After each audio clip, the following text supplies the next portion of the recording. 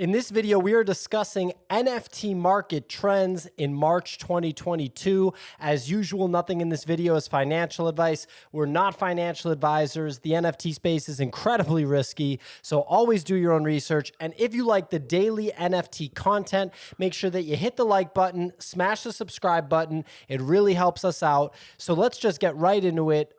Speculator. NFT trends, March 2022. It's Captain Kicks. I think that we've seen some different trends than what we were expecting. Everybody was expecting gaming to be the big trend of 2022. I think people were thinking that PFPs were going to kind of fade out, like profile picture projects, in other words, would fade out. And we've actually seen gaming be in a bit of a lull. Obviously, quality gaming projects like yours, Crypto Raiders, are being built, but we're actually seeing some different trends. I have Juicebox Friends pulled up, which dropped last night, or the public sale was last night, by an artist named Sarah Stargirl, who's been in the NFT space as an active participant, a known entity, and a member of the Bored Ape Yacht Club since June 2021.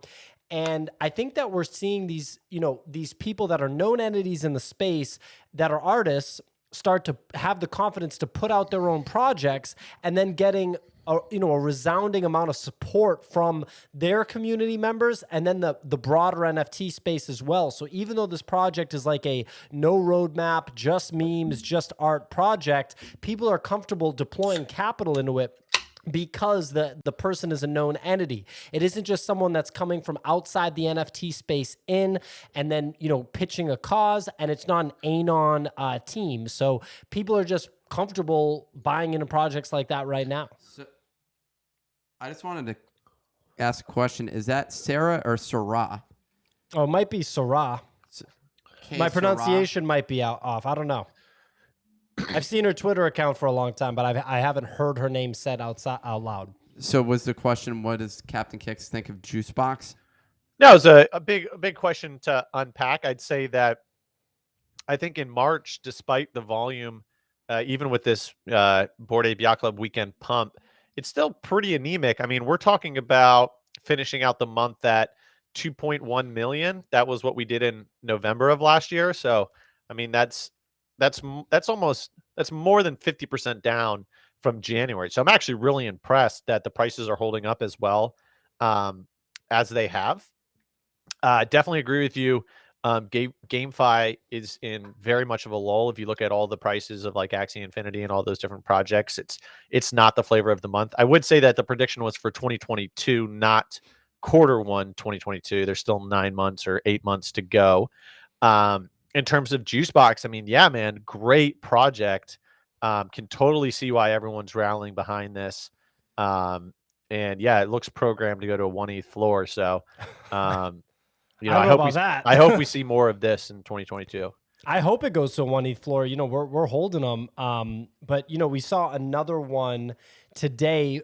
Pretty similar background. Another person that's been in the space for about the same amount of time, maybe even longer, is Crypto Storm, another member of the Bored Ape Yacht Club, another talented artist and just longtime contributor. She's not an artist. Well, I mean, she did the art on this one. No, she hired an artist. Okay, she hired an artist. Well, she was in charge of the design. I'm pretty sure on her Twitter it says that she's an artist. Anyway, I mean, everyone's an artist in their own way. I'm an artist. We got Women from Venus right here, which minted out this morning. We bought on the secondary during the morning show. And it's a pretty similar story where it's like a member of Bored Ape Yacht Club, been contributing to the NFT space, doxed. Nobody thinks that they're going anywhere. And, it's just something that people can get behind. So I think that you're going to see more of this where known entities in the space put work into building projects, and whether or not there's like a defined laid out roadmap, this one does have a laid out roadmap, but whether or not, those roadmaps are laid out, people are going to be comfortable deploying capital into it. So that's just one trend from the space that I thought was worth noting. For me personally, it doesn't really affect my purchasing decision because, I'm trying to make money, not run a charity. I don't really care if someone owns a Bored Ape or not. You can go buy a Bored Ape and still launch a shit project. And I mean, if someone's been in the space since June, that's fantastic. And if they own a Bored Ape since then, I also think that's fantastic. But I'm still going to buy. Now, you are very correct that a lot of this market trades on confidence and also like who you know. Like a Crocolypse is doing great because like FaZe brought his support into it, and the guy behind Paper Hands GG got a lot of respectful, influential people. So you're 100% right in like the network effect and like who people know, I think has a big impact on the success of a project. My point more so being that like if I see a project and it looks awesome and it feels awesome and the price is right, like there's stuff that's higher up on the list to me than like, oh, someone's been in the space for like 9 months, therefore they're gonna like launch something. It doesn't mean that it's gonna be fantastic or it's not gonna be just slow fade. Yeah. Yeah, absolutely. Nick, anything to add on this particular trend? Not really. I mean, I think that we always discuss the different categories of projects. That includes, that also includes, artist led projects. In this one, it's sort of like, I think, both our show is driven by and the community is driven by the need for a continued release and cadence of new projects, because that's where a lot of the game is played. People get tired of discussing the same project over and over again. Like people get tired of when I'm discussing Bored Ape Yacht Club on a repeated basis. And so we're looking for a variety of signals with those new projects that come out. And yeah, people that have been around in the space for a long time, like Captain Kick said, it's great, good on them, good on us to, be showing up and making a contribution to the community. But ultimately, the real question with a project is, what are they going to do to deliver on an ongoing basis? That said, also, like Captain Kicks was just saying, and like you were saying, Pio, about Paper Hands GG attracting FaZe. It really oftentimes comes from like, it's not even about the deliverables, it's about social proof. And social proof, it drives a massive, massive amount of price appreciation in this space. Very much so. Sort of a live brainstorm we're having here in a sort of way with our own NFT from that standpoint, which is, how do you get those people to end up buying your NFT? Because it doesn't matter if it's just your community members. What you really need is you need significant investors that are going to suck up a large percentage of the supply for an extended and not period sell of it right time. away. Yeah. Which is what the role that Pranksy has played in numerous projects, including Bored Ape Yacht Club, CryptoPunks, and World of Women. And I think like a perfect example of that is like Murray by House. If it wasn't associated with House, I think the floor would be like 0.2. I really do, because the art is not that awesome. There's a lot of inconsistencies and weird issues in it. I know you didn't like the Azuki knockoff thing, but it is a lower quality anime play than Azuki, and I think that the reason why it's at 1 ETH is because of House. If it didn't have House, it'd be like at 0.25. Yeah, I mean, I disagreed with you when you said it on the show the other day before the reveal, but I think that it speaks for itself. The amount of errors that have been pointed out by the market in the artwork, I think, was a big concern. I think you had referenced something else that had come out that had been a part of the story that maybe was not ideal. I don't really recall exactly what that was. I don't know if it's worth noting, but I agree with you. I still am not out on this ecosystem yet, because they do have another NFT coming out, and it seems like they have a relatively built out roadmap that takes a lot of different things into consideration. So we'll find out if their tokenomics really are fit for a project that has the floor prices that it has. But I agree with you. We traded this one in the group wallet. Are you out of this position too?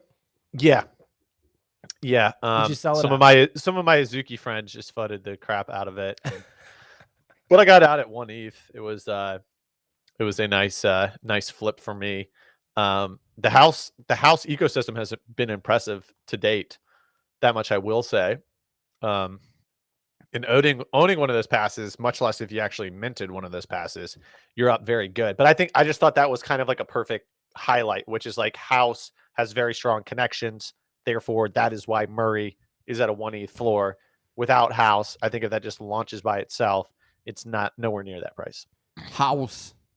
House party. Yes, you come to the house. So another market. I don't think the creator is German, by the way. I don't think so either. So another trend He's Apple. that we're seeing is fashion. And this kind of blindsided me. I don't know if anybody else saw this coming, but it really seems like fashion has kind of exploded into the space. I think maybe the first indication that we saw on this was in January when Super Plastic did the collaboration with Gucci, and it skyrocketed. I know Dolce & Gabbana has a drop coming out soon. Right now on the Adidas official Twitter, it says like Adidas and Gucci, and so we're seeing some appreciation here. Adidas Originals into the metaverse, pushing 1.4, Nice. 1.4 ETH. There we go. So yeah, I think that one. I think you're spot on, Pio. First of all, the whole like fashion into the metaverse thing is something that's been a little slept on. And when you think about the digital assets in the percentage of revenue and market share that they will control in the eventual metaverse, it's very, very high. So it makes sense. I think we are, and we've seen like, some of this with like 10KTF taking forever to see like some price appreciation. One of the challenges is you can't actually use any of these digital assets in the metaverse. So it's like kind of completely speculative. And that's why you saw companies like CloneX, which looked like they were going to be just a pure like digital clothing asset play, make the avatar play. And now they're making their own metaverse play, their own coin play. But you're spot on. I think that the fashion stuff is important. I'm specifically looking not so much, even though I like Dior de Sel, not so much projects like this that is just like a cause from the fashion space where it's just like an asset. Now maybe they do digital drops down the road, but I really like the Adidas plays or the 10KTF Gucci play that we all made. I like those plays where it's really trying to show like the integration of these as things that you could walk around in Ape Land with one day or what have you. And actually, I sold one of my Ape Gucci grills for 2.6. Woo! Yeah, Woo! so bought that at 1.5. So that's a nice little trade. I got one more of those, and holy crap! Wait, 10 you sold an KTF Ape one? Yeah, an Ape one for 2.6. There we go. That's what I'm talking about. 10 KTF floors at 0.344. And guess what, Damn. Kicks? My thesis, and I took action on this today, is look at the floor on 10 KTF. My thesis is that people, myself included, now understand 10 KTF way better than we did before. I didn't get it. I didn't understand the whole why am I buying someone else's PFP on clothes, blah, blah, blah. Look at what's at the floor. We got Oni, right? Pudgy Penguins. Oni. Yeah, you right? want the Ape stuff, right? Exactly. And so I got all my Ape stuff left, but you want to know the funniest thing? I just pulled it up on my wall. Guess what my buy-in price was on these? High? 6 or 7 or 8 months ago, 0.25. So I'm up a whole 35% on my 6 month trade. But I think you're right. It may finally be coming into fruition. So I got 7 of those. I got 6 of the stockroom stuff. I'm gonna get a coin airdrop, so I'm still in the ecosystem. But shout out to Bert he's been super bullish on them. I think he's continued to invest in it, so he's probably sitting pretty up. Where does the question I have is where, outside of the fact of me buying into Topps being a major source of cash in this ecosystem, you have to wonder, like, we're buying into metaverse fashion at this point, PFP fashion. So built off of my PFP, I can add fashion to my PFP for thousands of dollars. So you sold at 2.8. That's basically almost $10,000.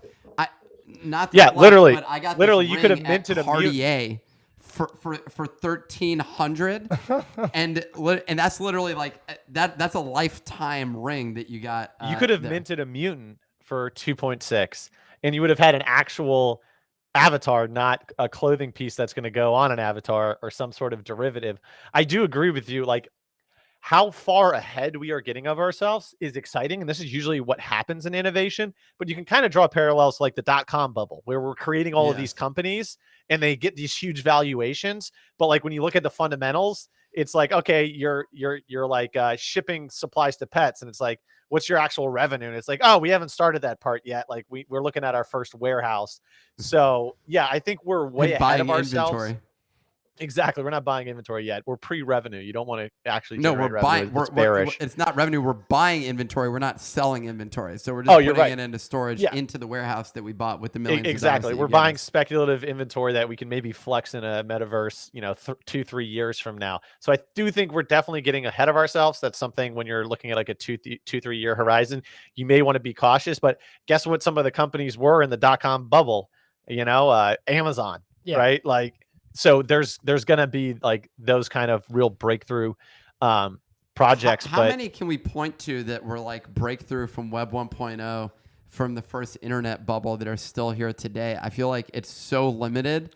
But it's also not an identical, like you can compare this to that, but that doesn't mean that this is going to be the same. And the other thing is that the quantitative easing is creating all of this money that's propping up every market, and people are just investing money because they know that they can't save cash. So with asset-based saving, people are turning to every type of asset class. This is a brand new asset class, right? So I'm not saying that a bubble can't burst, but as long as they're printing this money, assets are going to be propped up. Maybe we have big pullbacks, but I just don't see like a complete bust to like zero. yeah, I view you also have to keep in mind, open any random NFT wallet on OpenSea, just any random wallet, and look at the bullshit that's in that wallet, and look at how much the person. My main wallet, it looks like. I mean, really yeah. awful. not even, man, not even. Like, look at the bullshit in any given wallet, and then think about how, when people say 99% of NFTs are going to go to zero, it's yeah, true. those are the ones. Yeah. Those are the ones. But like ones like 10KTF, like, or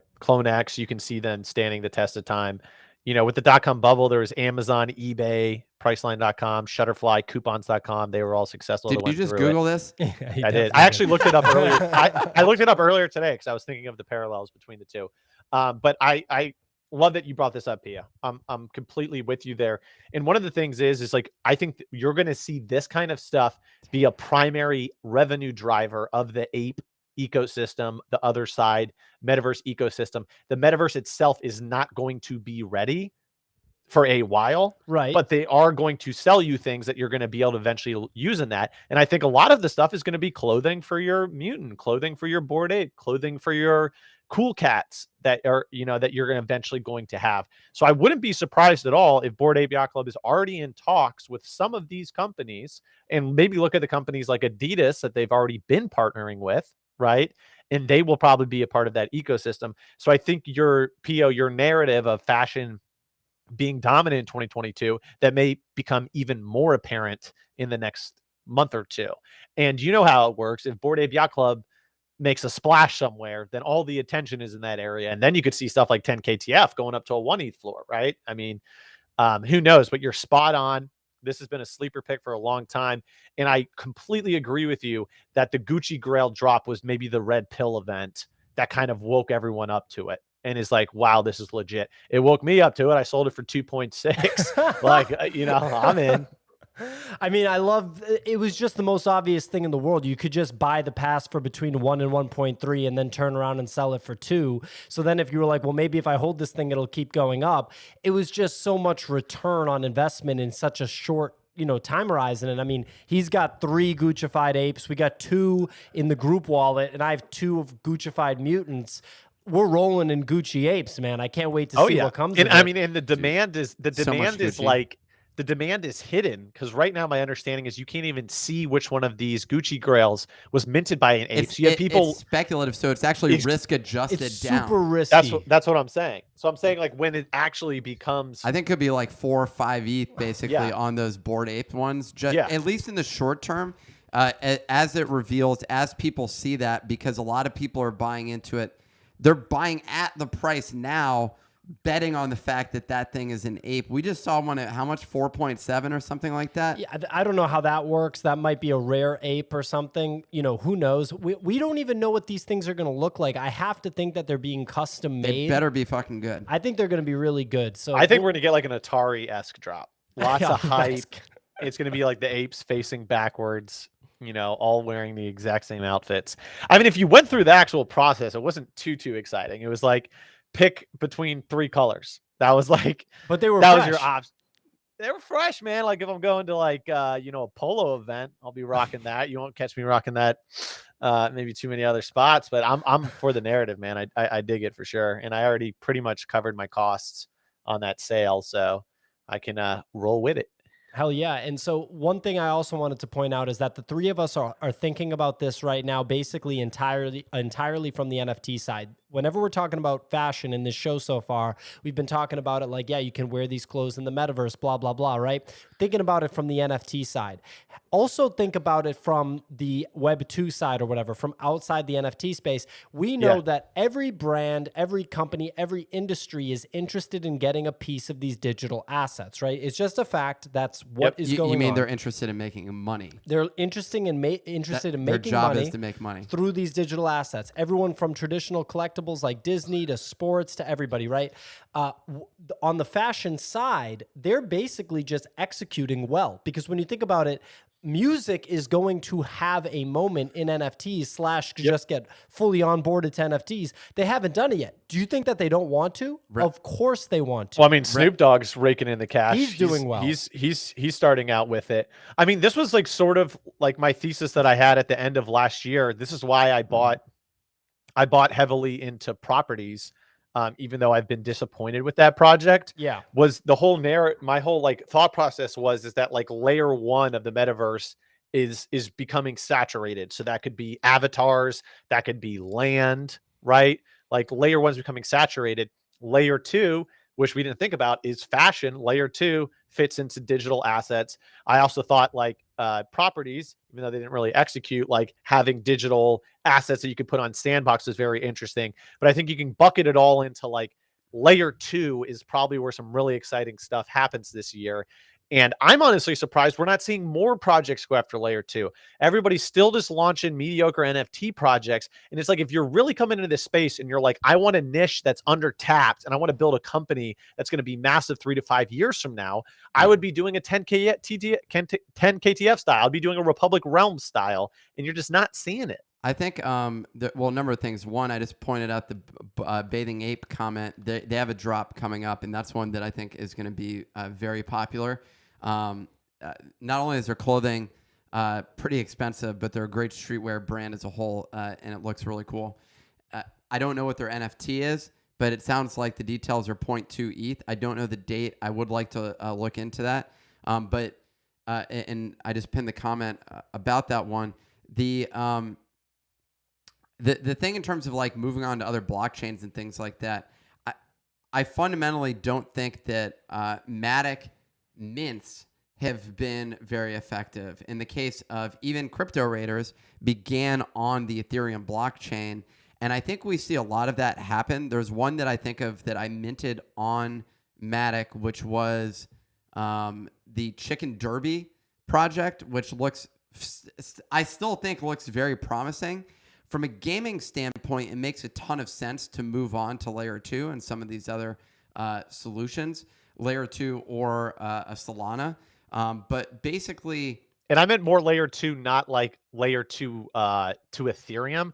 I meant like metaverse layer 2, like layer 1 being like land, Bored Ape Yacht Club, like your avatars, and then layer 2 is like the buildings you live in on your land, the clothing you wear in the metaverse, the Lamborghini that Nick's going to be driving around with his Bored Ape on his plot of land. Yeah, Nick was talking about a figurative layer 2 in the metaverse. Oh, got it. I see what you're saying. So yeah, like I was expecting to see more innovation there. Meaning, like instead of more profile pick avatar projects, like where is like the more 10 KTFs, more Republic Realms. It feels very House of Cards, ready to collapse setup though in that scenario, which is like why I don't think it's been developed so far, is that we're so early.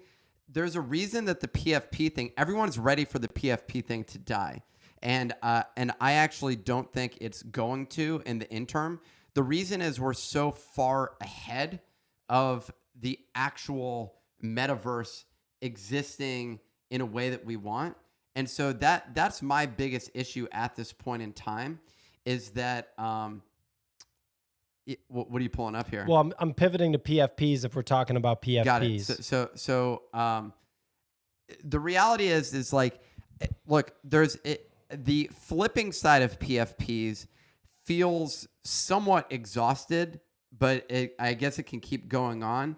The issue is like, how long can all of these like keep floating up in price if new speculators are not entering the market?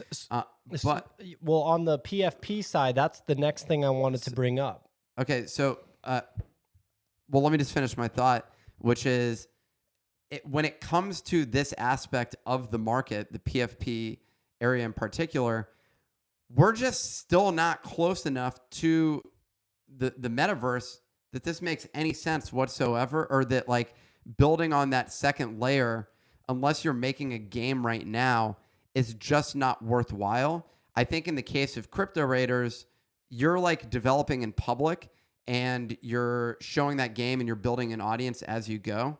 I also think we're like layer 1. We're like building a game. Like layer 2 would be like building like a mod, like a a mini game on top of Crypto Raiders. I agree with you. Layer 2 is getting a little too far ahead when we're already far enough ahead. We can't even get into the damn metaverses. You can't even get into Sandbox because the fucking blockchain doesn't work half the time because because gas is high. Yeah, and it makes sense why people are sticking to profile pics, because they're the easiest to understand and you get immediate utility, like P.O. was saying on Twitter Spaces this morning. You get immediate usage out of it instead of like, oh, cool, I own a pair of shoes that my ape can wear 3 years from now. So I guess in hindsight, it isn't really too surprising to see profile pics like continue. People like to trade what they're comfortable with and what they understand. That's exactly why 10KTF didn't appreciate for 6 months, because it's taken 6 months for like enough people to actually kind of understand and buy into that play. So I think Pio's spot on with fashion is materializing as a trend, and trends usually pick up steam and momentum because then more people focus on it. So you get more project, more Web2 companies coming in. So I love the fashion trend narrative.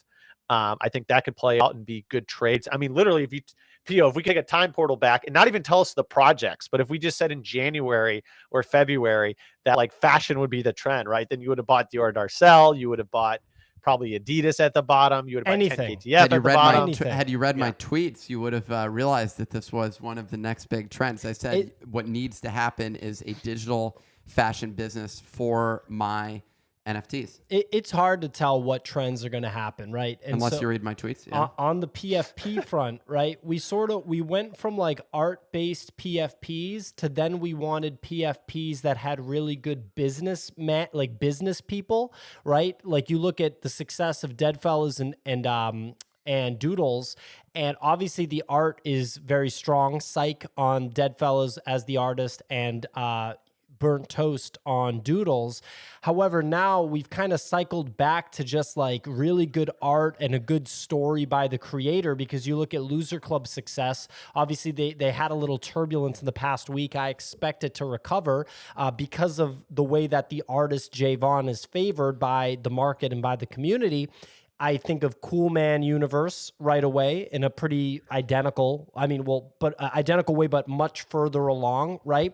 And then I look at something like Star Catchers, where it was more based on the management team behind the project with solid art, right? But then what happens, the artist says, well, I'm just going to go and make my own art project and make all the money myself. And then you see Star Catchers kind of take a pretty big hit as a result, because ultimately the PFP is about the art. So it's funny how we went from art first to artist-led projects aren't going to do that well. You need a business like head behind it, back to the art side. And what, Captain Kicks, what project crosses over on what we're talking about right now with PFPs and crosses over with fashion and is at a good price right now? What project? We've talked about it in the past couple of days, you and me have. On show and off show. Oh, fuck. Now I'm going to blank and I'm going to look like an idiot. Yeah, this looks like we're setting up for a really embarrassing question there. Smilesverse. Yes.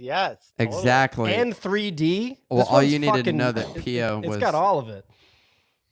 P.O. This is like one of P.O.'s favorites. Yeah. Yeah, it's a good one. I don't know what to tell you.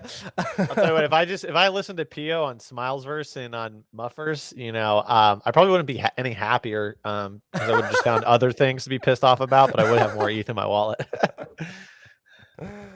Pia's been having some good picks. Nick, did you hear my go ahead. theory on Pio picks?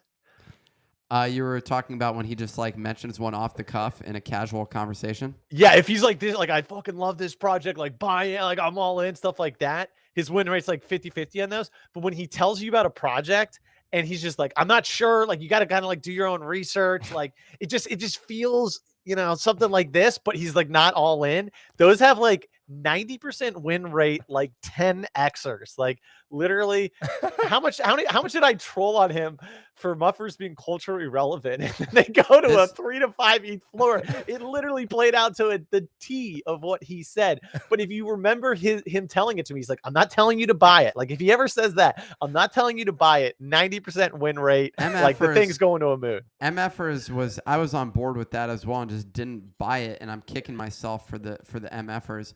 I think it's more so that, but now there's research stuff. I mean, I think that this Gucci ape play is going to materialize significantly, and yeah, we got ourselves a trader here. Didn't start that way. We had a nifty gateway person, and now we get a Bitcoiner who's now an effective NFT trader who realizes where the real cash is actually at. Well, the funny other trend is you're seeing crazy rewards for everybody that was early to NFTs. Obviously, Bored Ape Yacht Club comes to mind with the ape token airdrop, just dumping money in everybody's pocket. But even like, Nick's going to make fun of me right now, but the Aku the Moon God series, right? The Micah Johnson series, which you really just had to be an early nifty gateway person to even know what the fuck is up with that. That feels like a lifetime ago when the first one dropped. Exactly. And it's been about a year, right? It's been over a year. So I actually have long-term cap gains on an NFT, which is crazy. If I was able to sell it, which is nuts. Wild. I think that's got to be the only one. And then as time goes on, it'll just be the next chapters in the series. He's airdropping. He's doing a 15K PFP 3D. So smart. 3D avatar collection. So smart. And he's going to How much does it cost to get in? I feel like this is going to be like an invisible friend. Well, he's airdropping to people that own the avatars, and I think I'm gonna, because of how big my bag is, to people that own the chapters, because of how big my bag is, I think I have to do the calculations. It's at least 9 that I'm gonna receive, but it might be 10 or 11, including like mega trait and like OG trait. Like, so I'm getting like layer 1 or version 1, version 2, and at least one version 3. It might be a 6-figure airdrop for me. So like finally. Yeah, dude. That's a big whop for you. If you need to take some of those off your hands, let me know. I'd like to get some exposure to that. We can work out a little agreement. Speaking of airdrops of cash, shout out to Lego Batman, who has been here since like the beginning and has always been so supportive. Just gave us $50, says cheers to the nifty portal. We like the juice. Lego Batman definitely takes advantage of his portal membership and makes some good trades and makes some nice cash. And then it's kind enough to give us a little bit while we're on the show. Thanks a lot, Lego Batman. Yep. And I just put up like the nifty.com/NFT. We're rolling out some Discord initiatives I'm really excited about. Make sure you get the NFT, hop in the Discord. Got some good stuff coming your way. Just wanted to shout it out. That's where Lego Batman's in there booking wins. I mean, if it wasn't for our Discord, I wouldn't have known that Juicebox Friends was minting. I wouldn't have known, or I guess we found out on the show this morning about the women from Venus or whatever. But we always, we're booking wins in there.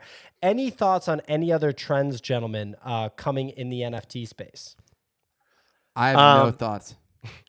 That's great, normal. Great question. I think that my big thing is that I think that I'm making bets here and there, but I'm operating with a trader mentality and I'm trying to make profits because I have a firm belief that maybe if we may not be able to guess the trends and where they're going, but I do think there is going to be so many incredible projects coming out in the next couple of months. And I think you just want to stay liquid. And you also want to stay open-minded, because I think some of the biggest projects that will launch in the next 2 or 3 months, they're going to get a lot of FUD, and there's going to be like maybe a lack of really understanding of them, because I really do think that there's some true innovators coming into the space that aren't just going to launch cash grabs. They're going to launch some really interesting things that may be new or novel, and we may not fully understand them at the time. But like, I want to have Liquid on the sideline ready for those, because Yeah. I think that there's a hunger out there. There's a hunger out there for something new, something different, something that gets people's blood flowing again, and getting them like really excited. And I want to have Liquid to attack those opportunities. So in my DGen trading wallet, basically I always try to like get back to 10 ETH. So if I like dump on some projects, like dump money in some projects, I'll go buy some other projects and just get up to 10 ETH, because I know on the horizon, on the 2-month horizon, there's going to be something that I'm just going to want to plow that 10 ETH into and make some cash. I have a question. So now you just got my gears turning. So look, the thing that we didn't talk about is the Yuga Labs land sale, which is a big deal. Yep. And by the way, the graphics look sick. So Sick. yeah, super quick question. So the graphics look like NFT worlds. And I said to Nick, I was like, so does this come from Minecraft? Is that what that graphic setup comes from? Because I wouldn't think Yuga Labs is copying NFT worlds. It must be that both of them are influenced by Minecraft or something that came before. Am I correct about that? Just a quick What are you question. talking like Worlds is actually Minecraft. Yeah, NFT Worlds is actually Minecraft, but are you talking about like being like square shaped plots of land? Yeah, like literally this. Like the Yuga Labs one looks like this, but Yeah. it's there's more flair and otherworldliness. Yeah. So, you know. Yeah. I think it's just like, because like Sandbox is technically, in Decentraland are technically like squares as well. So like the kind of square grid system has been going on for a while. Where you're 100% right with the comparison to NFT worlds is actually making the land look and feel different. Every Right. plot of Sandbox land is identical other than its location, right? Okay. There's no other differentiating factor. You're spot on that Yuga Labs, they're showing like 7 different land types, right? Which is very exciting, I think, as like a trader. NFT worlds as well had different land types. NFT worlds also had different resources on these things, right? And they've kind of moved away from that, but like, like you could buy one that had like a lot of gold, like it had, a percentage of gold or like rare traits. They've already confirmed that Yuga Labs land is going to have some sort of resource element as well. So I think you're spot on that Yuga Labs is more close to NFT worlds than it is to Sandbox. Search micro worlds on YouTube, and there's tutorials on how to actually create micro worlds. It was a popular design trend for a moment, and so you can just look that up, and there's tutorials how to make them. Just from a visual standpoint, usually in Photoshop, these are actual game plots is the distinction. So they're showing, in the case of NFT worlds, is literal plots of land. So this is it's also more programmatic here. But regardless, the ones with the flair, as Pio was saying, look up micro worlds, so you can actually just Anthony them. pulled 40 ETH out of worlds. Anthony, another long-time listener, got in at point two. Got in at point 2. I probably sold to Anthony. So well played, Anthony. I was the absolute wuss paper hands. You were the diamond hander. But am I surprised because you got an ape and you still held on to an ape? You're just built different. Nice gains, man. Let's get a round of applause, for a 40 ETH bag. Fucking Anthony, man, I can't even like fade him. That's man. over 100K if you can't do the math yourself. That's crazy. All right, so one last thing. There you go. Okay, he just turned that off. One last you thing. You can fade that out next time. So the Yuga Labs land sale, does that, number one, lead to a gnarly bull run on all metaverse land? Does it, number two, take liquidity out of World Wide Web land, out of NFT worlds, out of Sandbox and Decentraland? Is anybody in trouble with Yuga Labs, coming through with a sledgehammer to the metaverse land ecosystem? That's a fantastic question. I'd say from like a liquidity standpoint, it could be short-term bearish to other projects for the simple fact that there are people who are bullish on metaverse land in general, right? And so there's people that don't just own World and don't just own Sandbox. They own World, they own Sandbox, they own Decentraland. They're bullish on all blue chips in the metaverse. Those, or World Wide Web land, those people, if they're buying into Yuga Labs land, then their liquidity is going there. So there could be a short-term depression in prices. What's going to be really interesting is actually to see kind of how people speculate on who's going to win out in the long run, meaning like based on how Yuga Labs lays out their land, lays out their usage rights, how you can build on top of it, what you can build on top of it.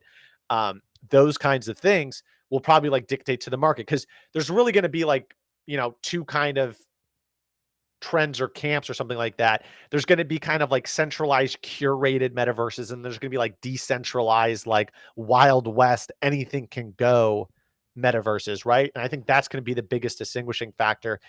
Most people are kind of in the middle, right? They're like a mix of the two. I do think that Yuga Labs has constantly shown that they innovate, they do exciting things, they're trendsetters. So I think that they will do something with the land that's going to be very exciting, very novel, very cool, that will be hyped up and get people FOMOing.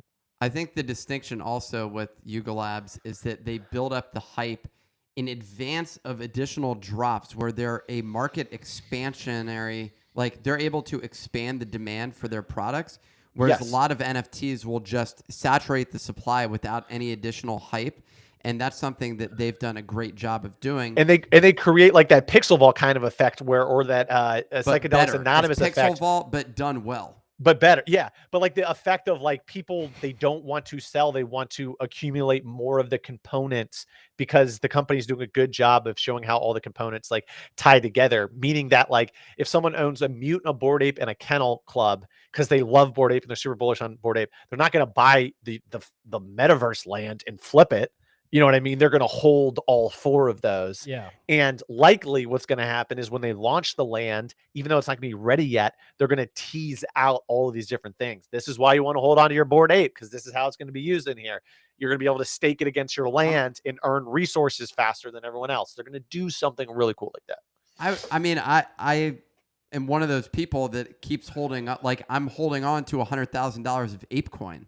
Like that's nuts. That's ridiculous. Like that doesn't, there's no like rational reason for me to have done. Now it's probably down to 75 or something like that. But the bottom line is that doesn't make a whole lot of sense on a practical level. But they've built an ecosystem of people that are willing to park money in their assets, which to me just speaks to their ability to attract demand for those things. Oh, totally. And it's going to suck up. As long as they're operating in the ecosystem, you just got to hope that you're not dropping something alongside them. But now they're going to be doing more and more drops on a monthly basis. Yeah, you're going to have to look at their up-to-date leaked pitch deck to roadmap. know when to launch your projects in the lulls. Yeah, exactly. Imagine you've been working on a project for 6 months and you find out it's like on the day the land, sale happens. That's like back in the Web 2.0 days. The concern was for a while there that Google would release a competing feature of like what you had built, and it's like a very similar thing.